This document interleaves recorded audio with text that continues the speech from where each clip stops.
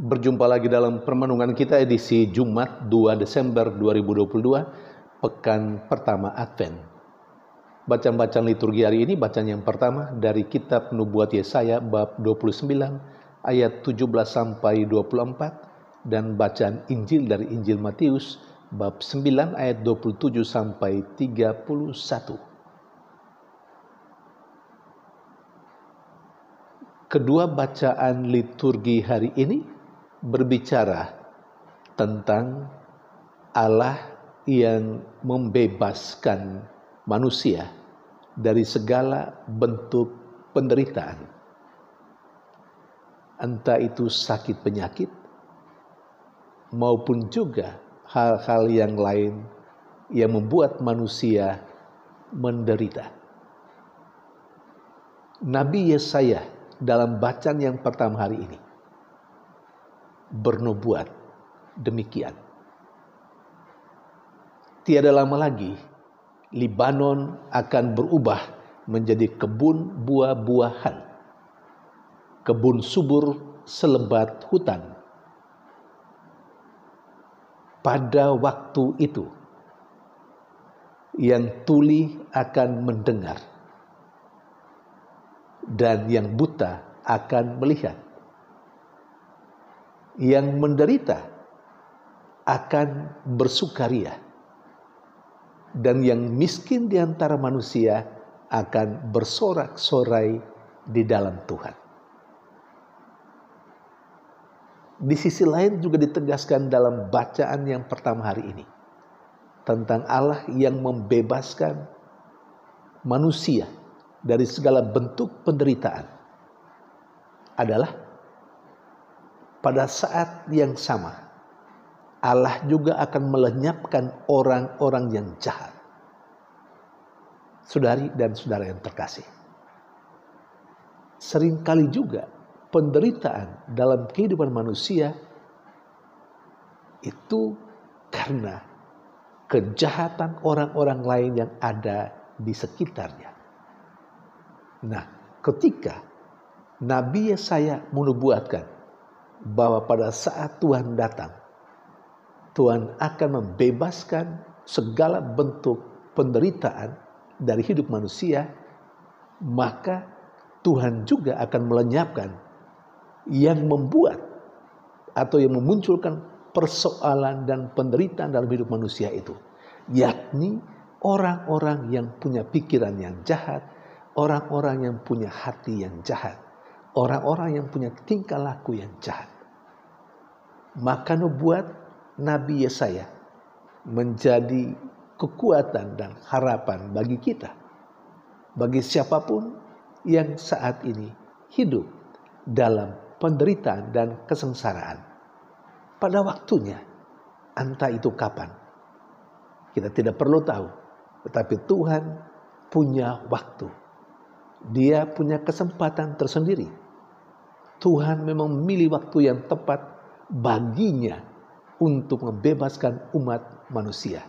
Yang pasti adalah keyakinan kita bahwa pada suatu saat Tuhan akan membebaskan manusia dari segala bentuk penderitaan, termasuk sakit penyakit.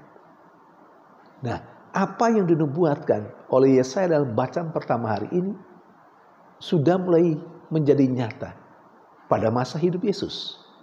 Ketika Yesus yang menurut bacaan Injil hari ini membuat orang yang buta melihat kembali. Ada dua orang buta yang berseru kepada Yesus sebagai anak Daud untuk menaruh belas kasihan kepada mereka. Dan Yesus bertanya, apakah kamu percaya bahwa aku sanggup melakukannya? Keduanya berkata, kami percaya. Dan Yesus menegaskan, jadilah seperti yang kamu percayai. Dan mereka akhirnya bisa melihat kembali. Saudari dan saudara yang terkasih, saya dan Anda, bukan Yesus, Kita adalah pengikut Yesus. Kita adalah orang yang percaya kepada Kristus. Mengikuti Yesus berarti mengikuti cara hidupnya, mengikuti cara kerjanya, mengikuti pola pikirnya, mengikuti hati yang berbelas kasih yang ada dalam diri Yesus yang kita ikuti dan yang kita imani. Kalau demikian pemahaman kita, maka Yesus tetap hadir untuk manusia saat ini juga. Tidak saja melalui kehadiran Yesus yang sekalipun tidak nampak, tapi dia ada di tengah kehidupan kita. Lebih lagi, Yesus itu harus hadir melalui kehadiran kita yang bisa membuat orang terbebaskan dari segala bentuk penderitaan dalam kehidupannya. Pertanyaan refleksif untuk kita, sejauh mana kita menjadi tanda nyata kehadiran Yesus untuk sesama kita yang membebaskan hidup manusia dari segala bentuk kesengsaraan yang dialami oleh manusia. Kita boleh bertanya, sudah berapa banyak orang yang kita bebaskan dari penderitaannya? Sudah berapa banyak orang yang telah kita beri kehidupan, mengantar mereka atau membuka belenggu yang selama ini mungkin mengungkung dan mengikat mereka sehingga mereka menderita. Saudari dan saudara terkasih, hidup kita tidak lain tidak bukan adalah menjadi seperti Yesus. Hari ini adalah Jumat pertama dalam bulan Desember. Kita berdevosi kepada hati terkudus Yesus. Berdevosi kepada hati terkudus Yesus. Saya berharap tidak hanya sekedar sebuah ritual di mana kita hadir secara berbondong-bondong di gereja setiap Jumat pertama. Lalu kita menghadiri juga adorasi. Tetapi lebih dari itu, semoga kita menjadi sekali lagi tanda nyata kehadiran Yesus yang berbelas kasih bagi sesama yang ada di sekitar kita. Sehingga apa yang dialami oleh orang zaman dahulu kala, termasuk kedua orang buta yang mengalami kesembuhan dari Yesus, juga tetap akan dialami oleh orang buta yang hadir atau yang ada di sekitar kita saat ini.